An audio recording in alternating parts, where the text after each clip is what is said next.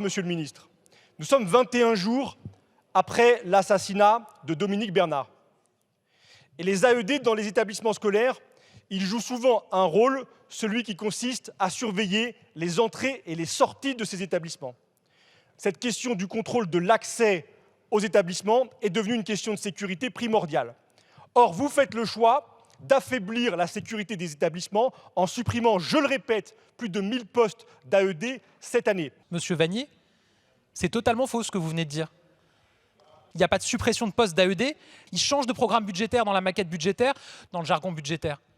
Quand vous êtes en CDD, vous êtes hors T2, et quand vous passez en CDI, vous passez en T2, c'est la manière de comptabiliser les emplois publics dans la procédure budgétaire. Donc oui, ça baisse dans le hors T2, parce que ça monte en T2, parce qu'il y en a moins qui sont en CDD. C'est mon droit de suite. Gabriel Attal affirmait que mes chiffres étaient inexacts. Eh bien, moi, je dis qu'il a menti. Il a menti devant la représentation nationale. Il a camouflé des informations pour ne pas assumer cette vérité. 1000 postes d'AED. Les AED, ce sont les surveillants dans les établissements. Ils jouent un rôle très important d'encadrement des élèves.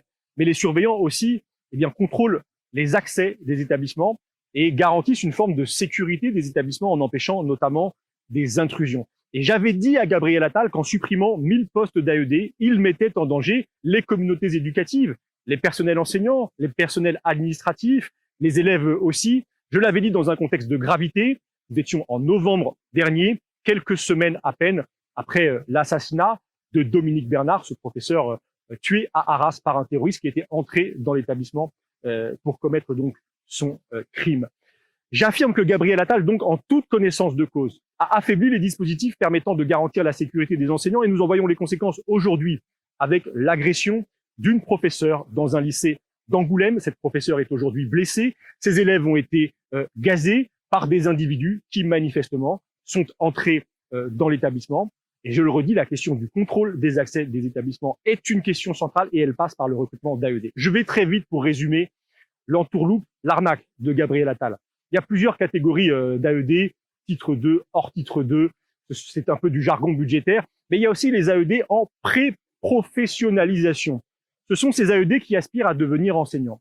Eh bien, cela, Gabriel Attal, dans sa réponse, a choisi de les oublier. Pourquoi? Parce qu'ils étaient 9000 dans le budget 2023 et ils ne sont plus que 7500 à peu près dans le budget 2024. Voilà ce qui conduit à baisser au total de 1000 le nombre des équivalents temps plein d'AED. Moi, je l'affirme, nous avons besoin d'AED. Les professeurs dans notre pays se sentent parfois menacés. Un professeur sur deux a été victime d'une agression verbale ou physique au cours de sa carrière. Je veux leur dire aux enseignants de France qu'ils peuvent compter sur la France insoumise, sur les députés insoumis, pour tout faire, pour les protéger, pour assurer leur sécurité à eux, à leurs élèves, en donnant aux établissements les moyens d'assurer cette sécurité, en recrutant des AED. C'est le sens du combat que j'ai porté dans l'hémicycle de l'Assemblée nationale au moment du débat budgétaire à l'hiver dernier.